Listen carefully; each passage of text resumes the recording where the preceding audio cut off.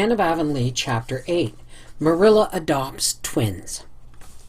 Mrs. Rachel Lynde was sitting at her kitchen window, knitting a quilt, just as she had been sitting one evening several years previously when Matthew Cuthbert had driven down over the hill with what Mrs. Rachel called his imported orphan. But that had been in springtime, and this was late autumn, and all the woods were leafless and the fields were sere and brown.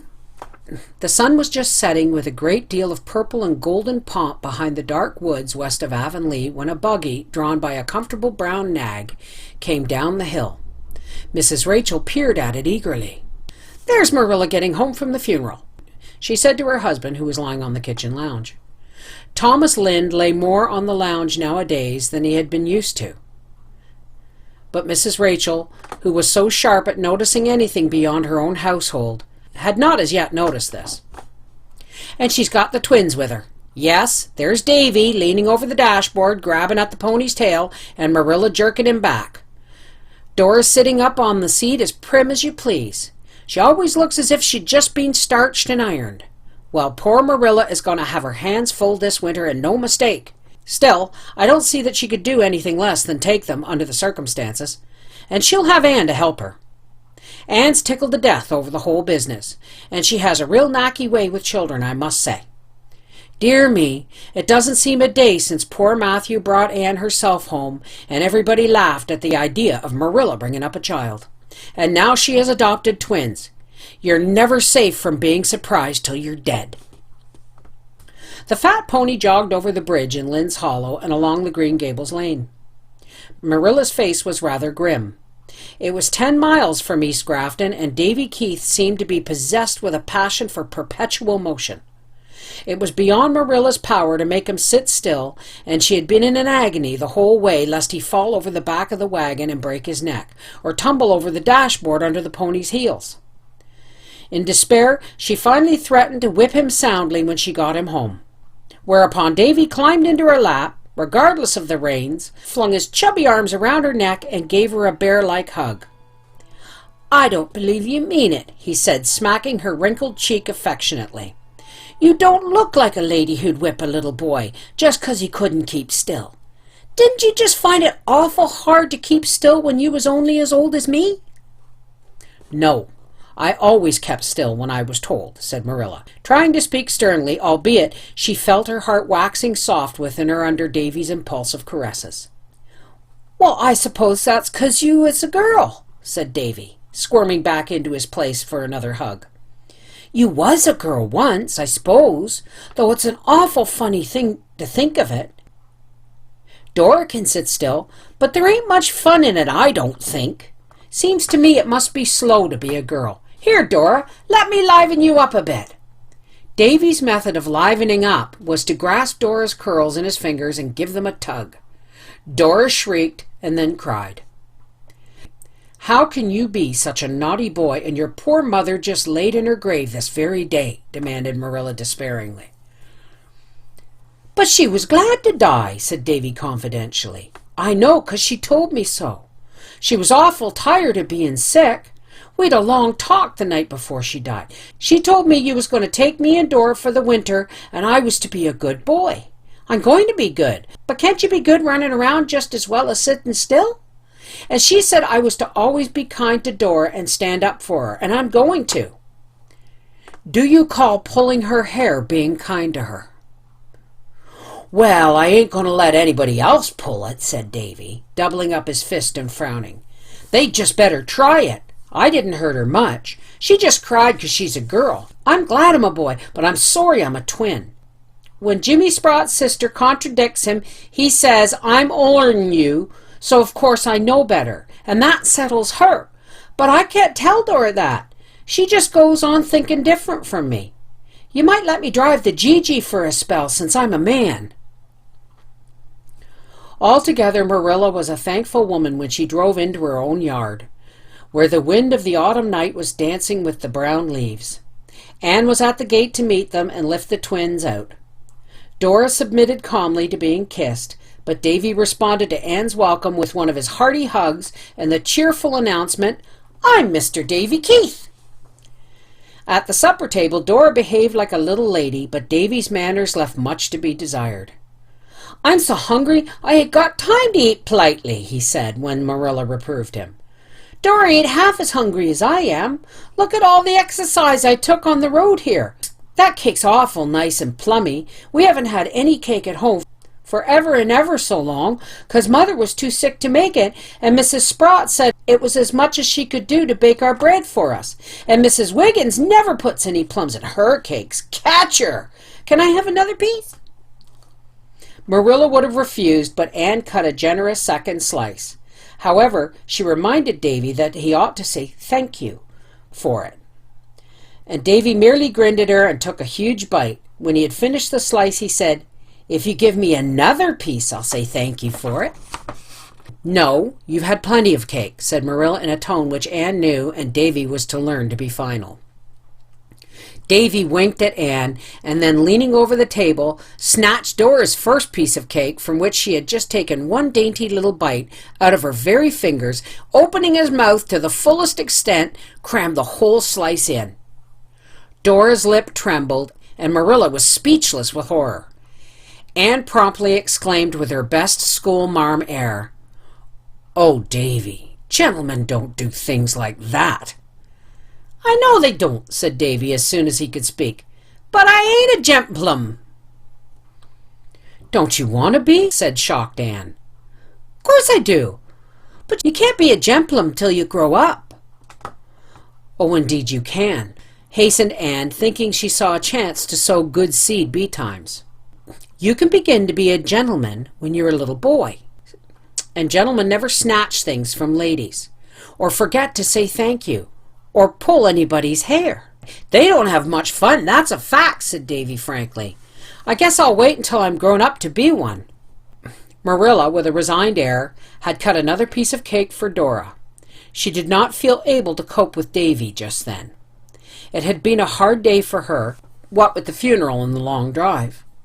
At that moment she looked forward to the future with a pessimism that would have done credit to Eliza Andrews herself. The twins were not noticeably alike. Although both were fair, Dora had long, sleek curls that never got out of order.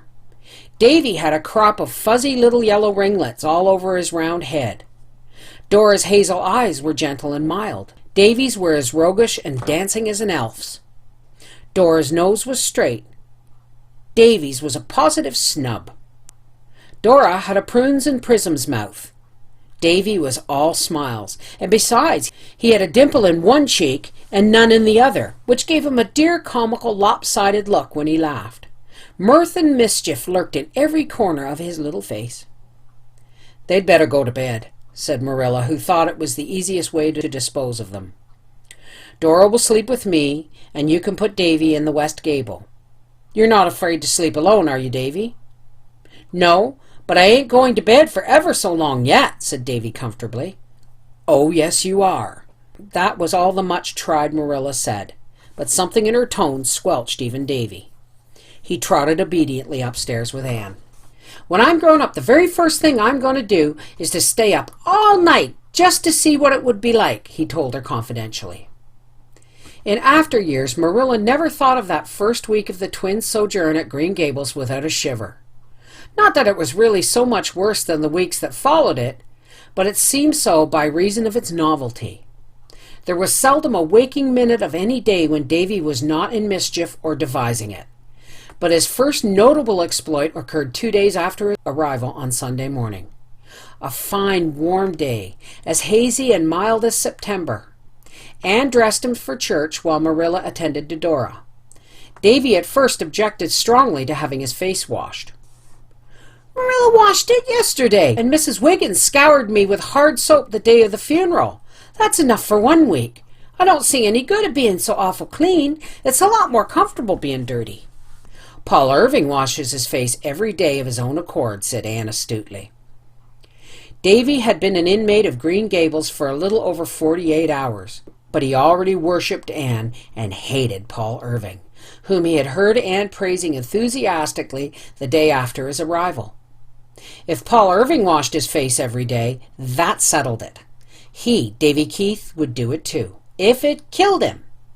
The same consideration induced him to submit meekly to the other details of his toilet, and he was really a handsome little lad when all was done. Anne felt an almost maternal pride in him as she led him into the old Cuthbert pew. Davy behaved quite well at first, being occupied in casting covert glances at all the small boys within view and wondering which was Paul Irving. The first 2 hymns and the scripture reading passed off uneventfully. Mr. Allen was praying when the sensation came. Loretta White was sitting in front of Davy, her head slightly bent and her fair hair hanging in 2 long braids, between which a tempting expanse of white neck showed, encased in a loose frill. Loretta was a fat, placid-looking child of 8, who had conducted herself irreproachably in church from the very first day her mother carried her there as an infant of 6 months. Davy thrust his hand into his pocket and produced a caterpillar, a furry, squirming caterpillar. Marilla saw and clutched at him, but she was too late. Davy dropped the caterpillar down Loretta's neck. Right into the middle of Mr. Allen's prayer burst a series of piercing shrieks. The minister stopped appalled and opened his eyes. Every head in the congregation flew up. Loretta White was dancing up and down in her pew, clutching frantically at the back of her dress. "Ow, Mommer! Mommer! Ow! Take it off! Ow! Get it out! Ow! That boy put it down my neck! Ow, Mommer! It's good further down! Ow! Oh!" Mrs. White rose and with a set face carried the hysterical, writhing Loretta out of church. Her shrieks died away in the distance, and Mr. Allen proceeded with the service. But everybody felt it was a failure that day. For the first time in her life, Marilla took no notice of the text, and Anne sat with scarlet cheeks of mortification. When they got home, Marilla put Davy to bed and made him stay there for the rest of the day. She would not give him any dinner, but allowed him a plain tea of bread and milk. Anne carried it to him and sat sorrowfully by him while he ate it with unrepentant relish. But Anne's mournful eyes troubled him. "I suppose," he said reflectively, "that Paul Irving wouldn't have dropped a caterpillar down a girl's neck in church, would he?" "Indeed, he wouldn't," said Anne sadly. "Well, I'm kind of sorry I did it then," conceded Davy. "But it was such a jolly big caterpillar. I picked him up on the church steps just as we went in. It seemed a pity to waste him. And say, wasn't it fun to hear that girl yell?" Tuesday afternoon, the Aid Society met at Green Gables. Anne hurried home from school, for she knew that Marilla would need all the assistance she could give. Dora, neat and proper in her nicely starched white dress and black sash, was sitting with the members of the Aid in the parlor, speaking demurely when spoken to, keeping silent when not, and in every way comporting herself as a model child. Davy, blissfully dirty, was making mud pies in the barnyard. "I told him he might," said Marilla wearily. "I thought it would keep him out of worse mischief. He can only get dirty at that. We'll have our teas over before we call him to his. Dora can have hers with us, but I would never dare let Davy sit down at the table with all the Aids here." When Anne went to call the Aids to tea, she found that Dora was not in the parlor.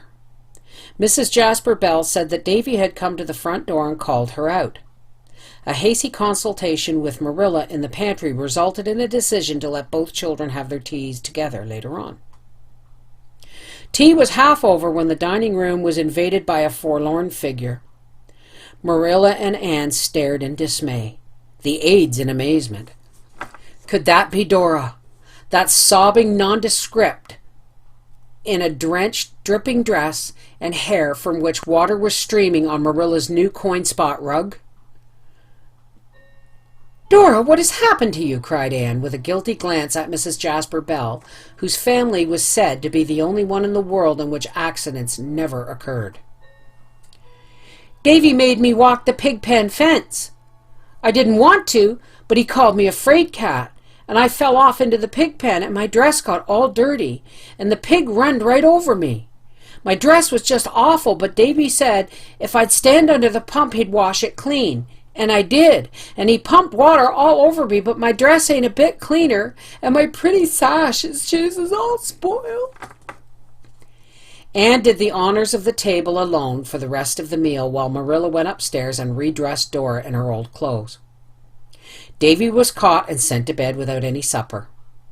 Anne went to his room at twilight and talked to him seriously, a method in which she had great faith, not altogether unjustified by results. She told him she felt very badly over his conduct. "I feel sorry now myself," admitted Davy, "but the trouble is, I never feel sorry for doing things till after I did them. Dora wouldn't help me make pies because she was afraid of messing her clothes, and that made me hoppin' mad. I suppose Paul Irving wouldn't have made his sister walk a pig-pen fence if he knew she'd fall in. No, he would never dream of such a thing. Paul is a perfect little gentleman." Davy screwed his eyes tight shut and seemed to meditate on this for a time.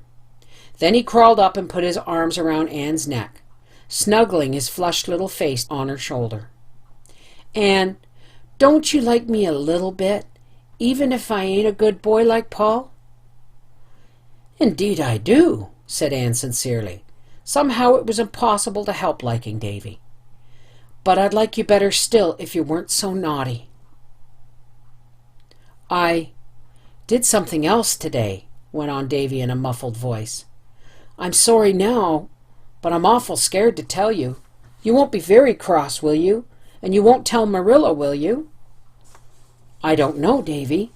Perhaps I ought to tell her, but I think I can promise you I won't if you promise me that you will never do it again, whatever it is." "No, I never will, and anyhow it's not likely I'd find any more of them this year. I found this one on the cellar steps." "Davy, what is it you've done?" "I put a toad in Marilla's bed. You can go and take it out if you like, but say, Anne, wouldn't it be fun to leave it there?" "Davy Keith!" Anne sprang from Davy's clinging arms and flew across the hall to Marilla's room. The bed was slightly rumpled. She threw back the blankets in nervous haste, and there, in very truth, was the toad, blinking at her from under a pillow. "How can I carry that awful thing out?" moaned Anne with a shudder. The fire shovel suggested itself to her, and she crept down to get it while Marilla was busy in the pantry. Anne had her own troubles carrying that toad downstairs, for it hopped off the shovel 3 times, and once she thought she had lost it in the hall. When she finally deposited it in the cherry orchard, she drew a long breath of relief. If Marilla knew, she'd never feel safe getting into that bed again in her life. I'm so glad that little sinner repented in time. There's Diana signaling me from the window. I'm glad. I really feel the need of some diversion. For what with Anthony Pye in school and Davy Keith at home, my nerves have had about all they can endure for one day.